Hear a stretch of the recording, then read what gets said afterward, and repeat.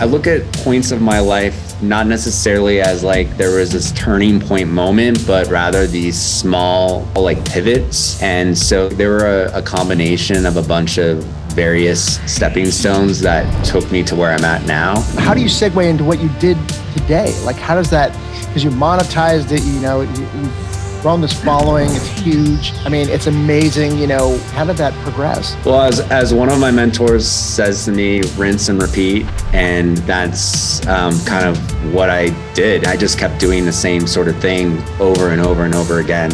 What do you spend most of your time doing?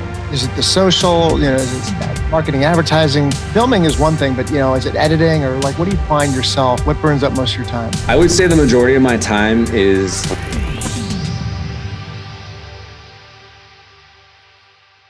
got questions already. I'm here with JJ Yosh.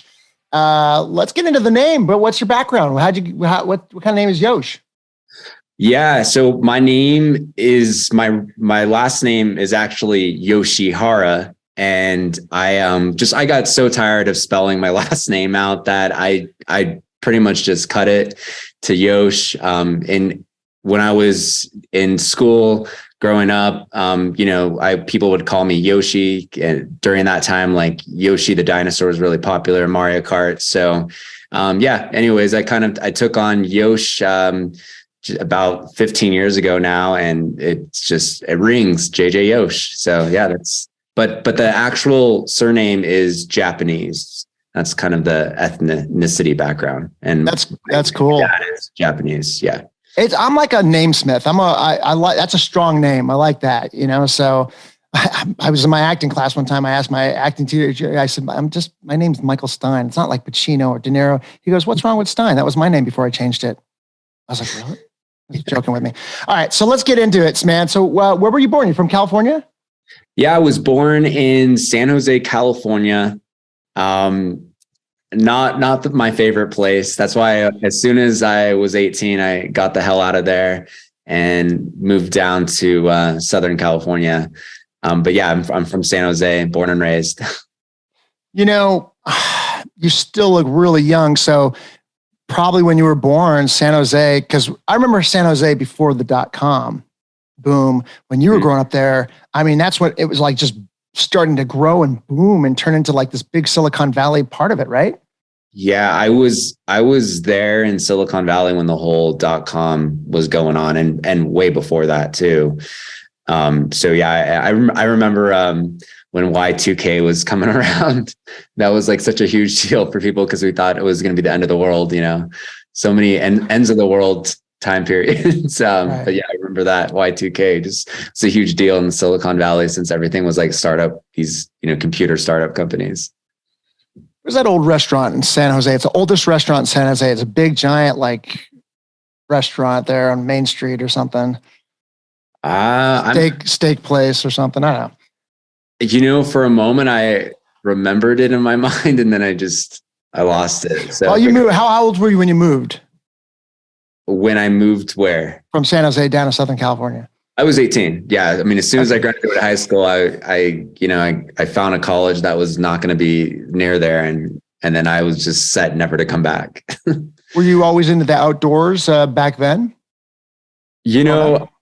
Growing up, I wasn't necessarily in the outdoors because my family didn't raise me that way. They were more about going to all the baseball games and football games. So, I went to like pretty much every Giants and A's game and Niners game during that time. And that's kind of what we did growing up. So I didn't really get exposed to the outdoor adventures like I do now. And the times that I would go in the outdoors was when we went to my parents' house in Tahoe, and there was like a creek nearby, and then I would, go and explore the creek.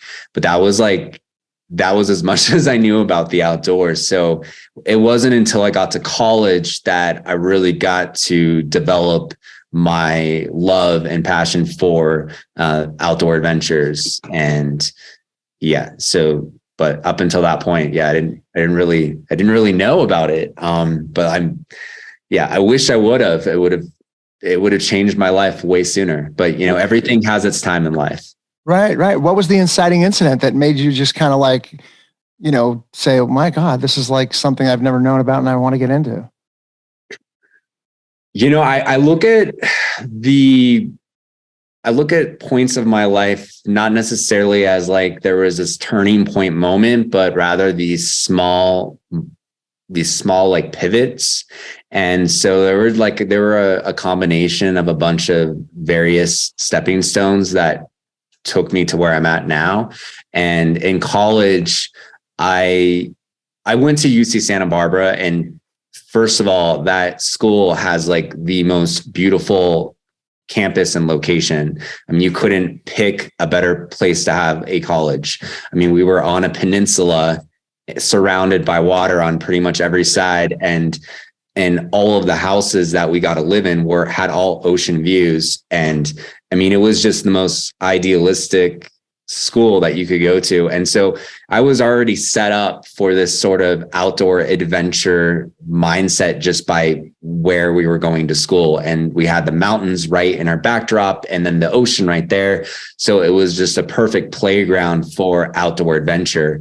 And so when I got to UCSB, I found a lot of people there wanted to go on hikes and kayaking and just doing all these different outdoor activities. And I eventually started my own outdoors club when I was at that school. And so it kind of just all snowballed into this just love affair for the outdoors.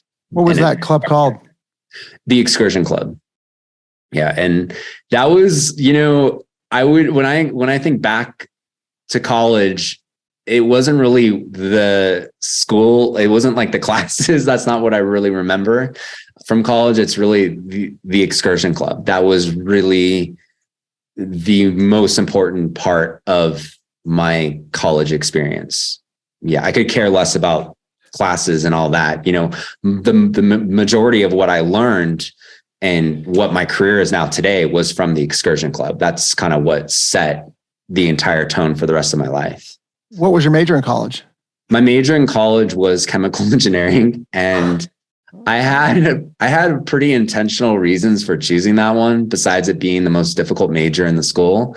Yeah, it was not a fun major. I don't regret it because it definitely challenged me and taught me how to get out of impossible situations. And it really just taught me problem solving, which is one of the most important skills that you can possibly have in life. So, but I don't really necessarily utilize it today. Right. What did your mom and dad do for a living?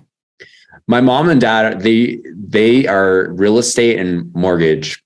So they still do that today. So, which at the time, I didn't really appreciate any of what they did because I was not interested in real estate or, house loans at all. Now that I'm like renovating my own house now, and I, bought a house a couple of years ago, and then I bought another one last year. I'm definitely have like a whole new sense of appreciation for what they do. But yeah, I had no interest back then. So we were so different in terms of like what we were just kind of like geared towards. Watch the video. I mean, this pad is sick. It's like you got the mountains in the back, and then it's got this amazing like wall formation inside the house. Lots of glass, like natural looking wood. Great touch. You designed that place? I didn't design it. I'm renovating it now, but it's like if you're going to live in Boulder, Colorado, you got to have a boulder in your house. And and so when I saw this house, I think I saw it on Zillow 4 years ago. I mean, it was like I have to get it. I mean, there was of course it was like way out of my price range at the time, but like when you really want something, you're going to find a way to make it work. And that's exactly what I did. And then, now having the house now, I just see so much potential in it. And one of the early motivations for doing chemical engineering was because I wanted to build infrastructures that were more in harmony with the earth and natural surroundings. And so that was like the entire reason why I did chemical engineering. And so now I'm doing that with my house because since my house is built on a rock, it already lends itself to kind of the natural environment. And so now I'm like kind of building this sort of house that almost blends with the surroundings. And when you're inside, you feel like you're outside. And so, So, I mean, in a way, I'm kind of going full circle with what I was initially trying to do, which is kind of cool. All right. So let's go back to the Adventure Club, right? Yeah. The Excursion Club. Yeah. The Excursion Club is Excursion. How does that grow into your next step that when you get out of college? Oh, yeah. So the Excursion Club definitely, as I was saying before, set the tone for the rest of my life because it was this platform that I now had to take people into the outdoors, have them experience these kind of awakening moments that I had experienced in college. Because before going to UCSB and before the Excursion Club, I didn't really have any exposure to these outdoor adventures. So it was kind of my way to be able to help others go on a similar path that I had in an awakening to the outdoors. And I wanted to really do this on a bigger scale. So I got just really obsessed with just recruiting and the Excursion Club. And early on in my life, like I was really into film and editing. So I started editing film and video like when I was 13. And so I used those early skills to make these promo videos when I was running the Excursion Club. And so I would make these mini kind of commercials, and then I would blast them out on the campus to recruit people to come to the club. And that's how I built it to be one of the biggest clubs at the school at the time, because I was like just creating these crazy promos with video. And so the whole like video element came into play a lot stronger when I was running Excursion Club, because we would be filming all of our outdoor activities. And then I would be using that footage to then like further promote it. So that's kind of how like the whole media like started to weave itself into this adventure angle. And, now that I've obviously flashing forward today, it's just kind of taken off into what it is now. So, yeah. What year was this when you started doing this at the Excursion Club? This was in 2003. So 20 years ago now, actually 20 years ago. Dude, you look like you could be in college now. He looks young. Oh, thanks. That's a gift. Meet the Bolo Pack, the ultimate travel companion that transforms into a hammock, a pop-up tent, and even a cooler. Whether you're hiking, camping, or chilling at the beach, the Bolo Pack has you covered. First up, the Bolo Pack is a sleek, compact backpack, perfect for day trips or long adventures. Need a break? With a simple pull, the Bolo Pack transforms into a relaxing hammock, perfect for catching your breath during hikes. Planning to spend the night? The Bolo Pack also converts into a pop-up tent, giving you shelter wherever you go. And the best part? The Bolo Pack doubles as a cooler, keeping your food and drinks fresh for hours. Let me show you how easy it is to switch between modes. First, the hammock. Just a few simple steps, and you're ready to relax. Next, the pop-up tent for quick shelter setup. And finally, the cooler function, ensuring you stay refreshed on the go. From day hikes to weekend getaways, the Bolo Pack adapts to your needs. Whether you're chilling, camping, or keeping your snacks cool, ready to upgrade your travel game? Get your Bolo Pack today and take your adventures to the next level. Link in the description. So how do you segue into what you did today? Like, how does that, because you monetized it, you've grown this following, it's huge, I mean, it's amazing, footage and the pictures and everything, like, how does that, for people are like, that's rarefied for a lot of people. They're sitting in their car right now, like driving, like going, dude, I want to do that. So like, how did that progress? Well, as one of my mentors says to me, rinse and repeat. And that's kind of what I did I just kept doing the same sort of thing over and over and over again.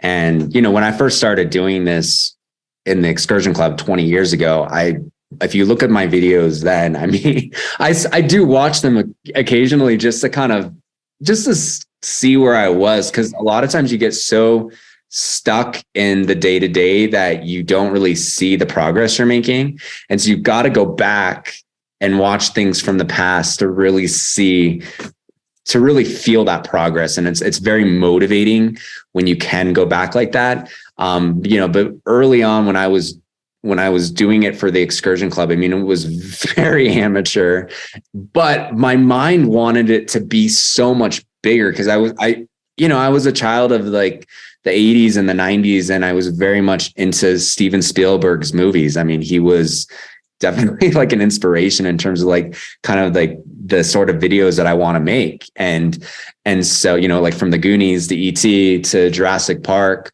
that's kind of like set another major tone for me in terms of filmmaking of like what kind of adventures I want to create and create these sort of visceral experiences that people can go on either in person or virtually. And so with the whole excursion club, it was kind of like, okay, well, how do we get people to experience the outdoors if they can't necessarily experience them with us in person? So after I graduated college, I wanted to kind of pursue this.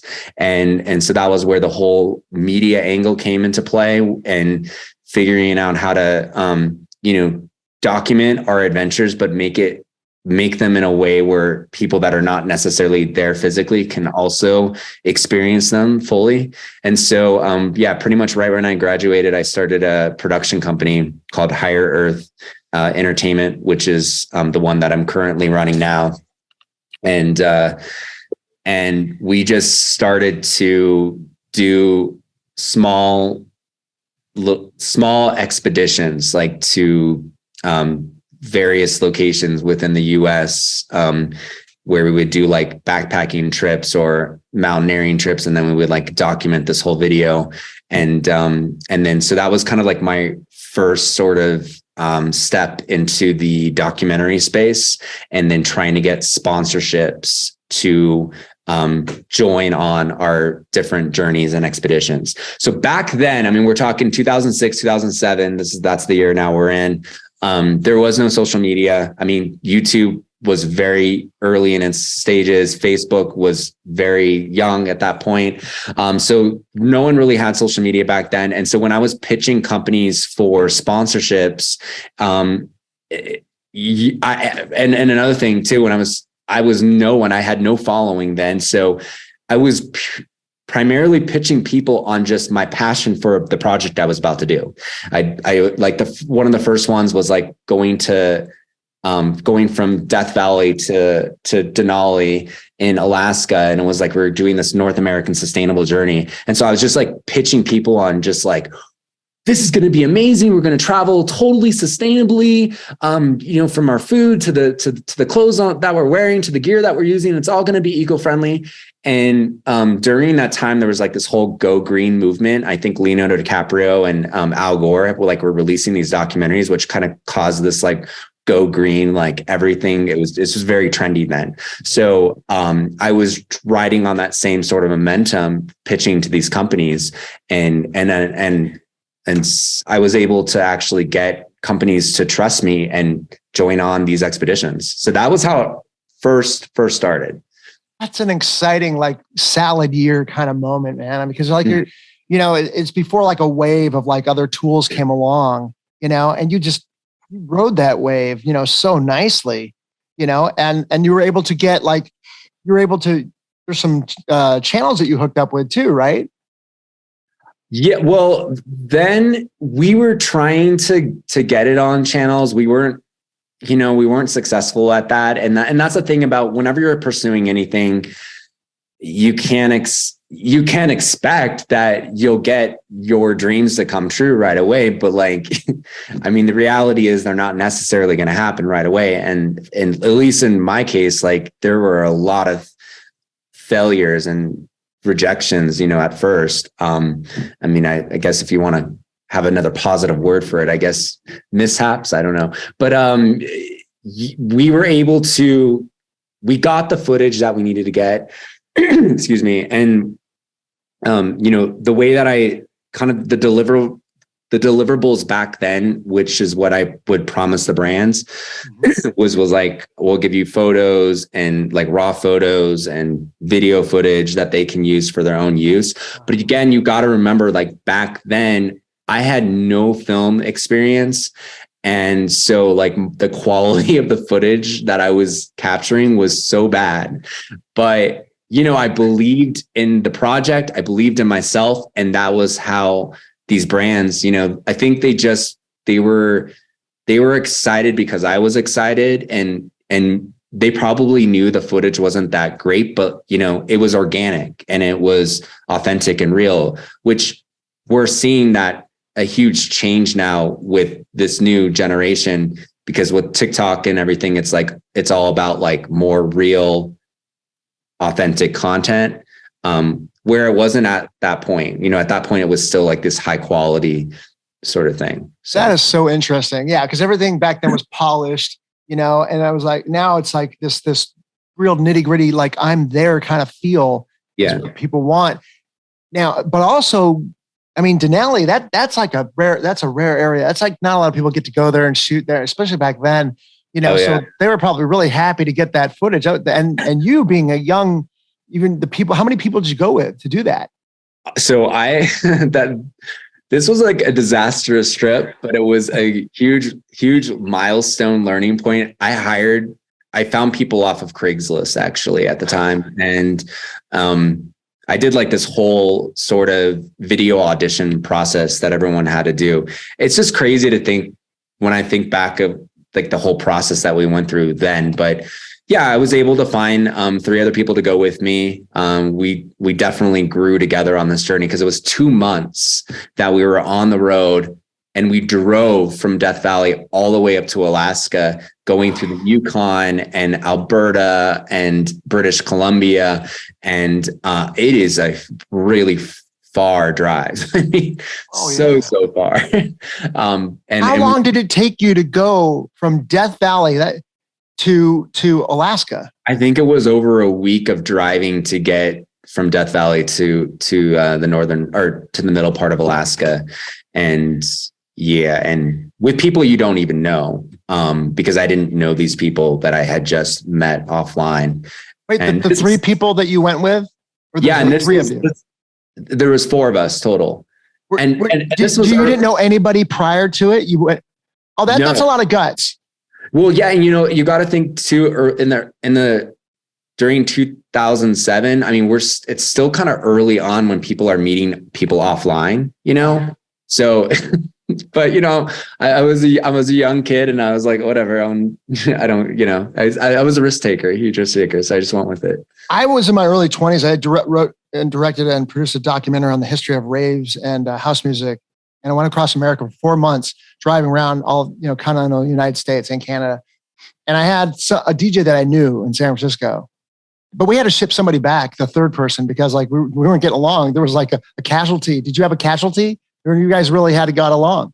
I mean, no one actually physically died, not on this trip. No, nobody died, but like we weren't getting along. So I was like, dude, yeah, I don't want to ride back. We did it. I mean, we were kind of there for the long haul. I mean, there were definitely moments where we fought, you know, of course, but we just, you know, we got through it. And so, yeah. That's pretty cool though. I mean, that's, I mean, you know what else were you going to do? How else were you going to do that? Looking back, that's genius. You know, you go and put an ad in Craigslist, get the people, you know, I mean, what else, what were your choices? I mean, I don't know. I can't even remember what else that was out there during that time, like for placing ads. But yeah, you know, Craigslist was very popular at that point, and now it doesn't. You don't use it as much. You might get a marketplace on Facebook or something. I don't know. Yeah. So now, where are you at today? Like, what would you say? Like, you know, if you rattled off like everything that you got going on right now, what are some of those milestones? Yeah. So zooming all the way to today now.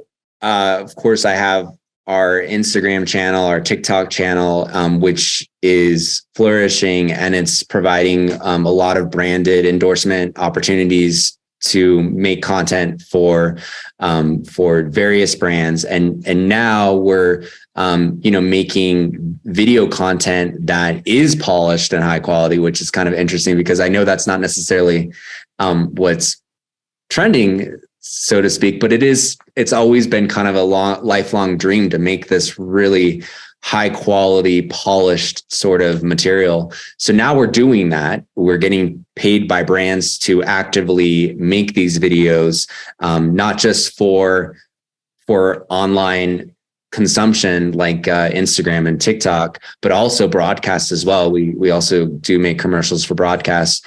And we're also now making mini web series. We just got picked up by one brand to do a web series, which is like episodic. So it's the show that we're doing right now. It's like imagine Scooby-Doo meets Tron. So Scooby-Doo being my cat Simon, and he has a whole mystery crew, investigation crew, where we're trying to solve these mysteries.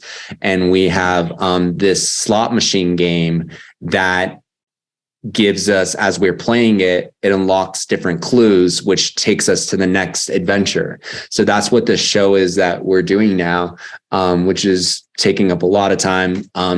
Really fulfilling though to make this.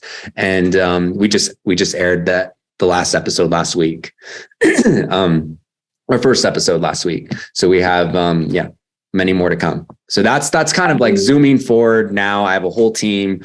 We're working to create this content, and we're just getting more and more opportunities to create better and a more amazing stuff out there. So so it is paying off.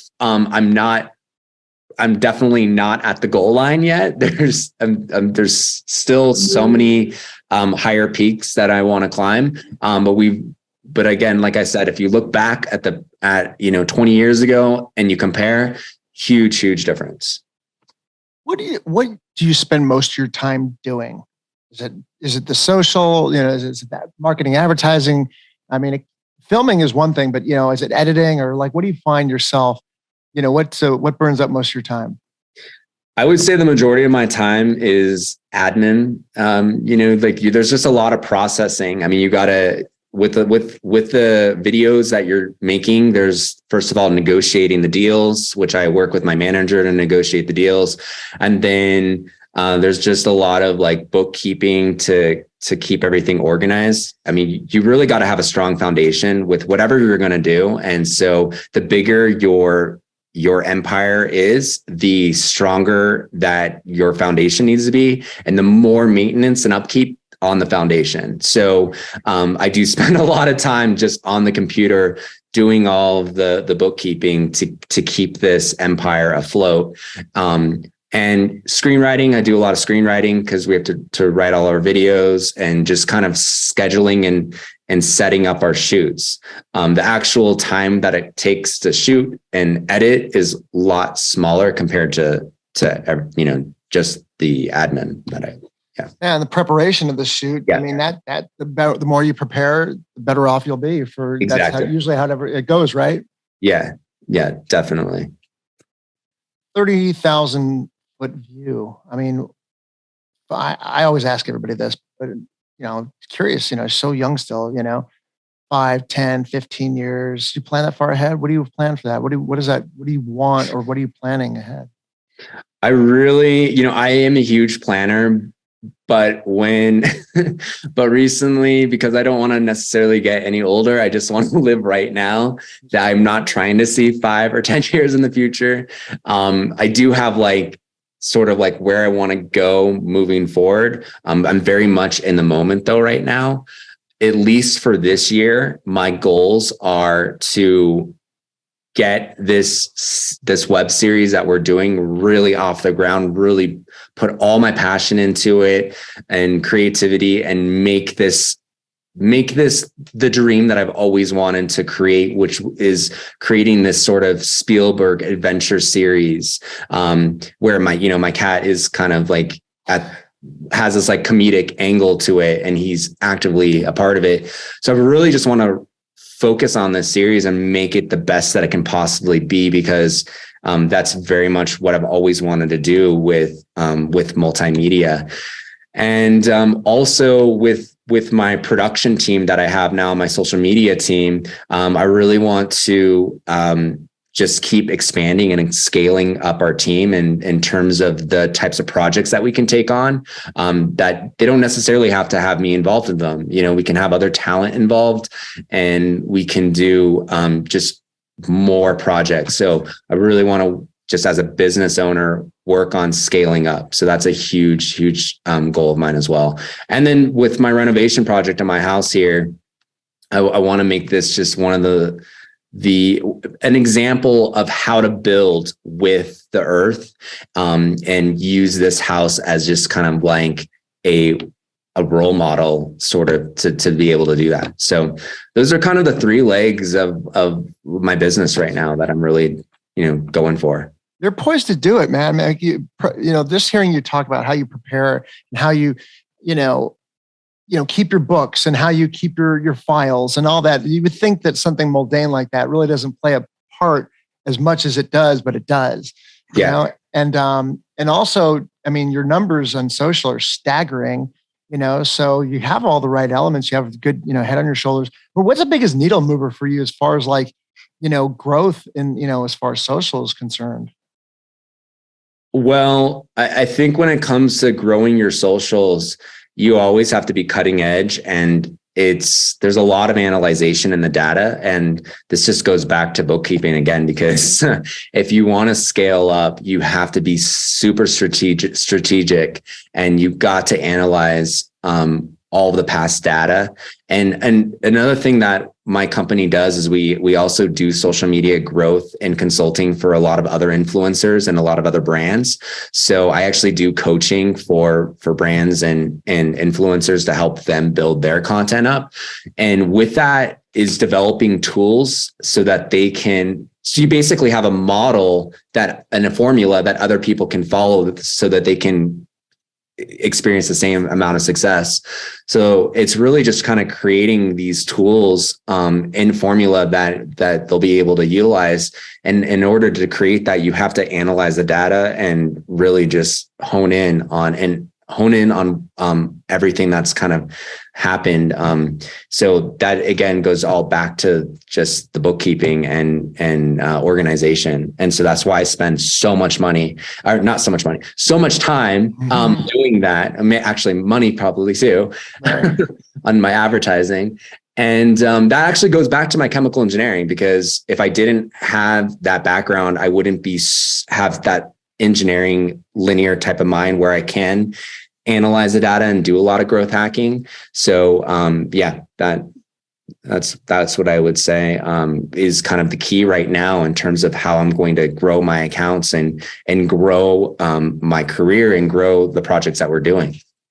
I love it, man. JJ Yosh, you know what's really cool about it, best of all, is that you've become like, you put everything in your own hands, an individual, true entrepreneurship, to where you just controlled your own destiny, and it's like no one's a one-man army, but you created a nice, form of destiny for yourself. I just love it. Please tell everybody how they can find out more about your massive, you go through the numbers, staggering. It's also gorgeous too. You're going to enjoy, but please tell everybody, all your handles and everything. Of course. Yeah. You can find me on Instagram and TikTok and everything with JJ Yosh or Backpacking Kitty. Backpacking Kitties are a bigger platform on TikTok, and that's pretty much pretty easy to find me on any of those platforms. Thank you so much for sharing. Yeah. Thanks for having me on here. Thanks for joining us. Gear up for your next adventure and head over to bolotour.com to check out the amazing Bolo Pack and their other innovative outdoor gear. Catch you next time.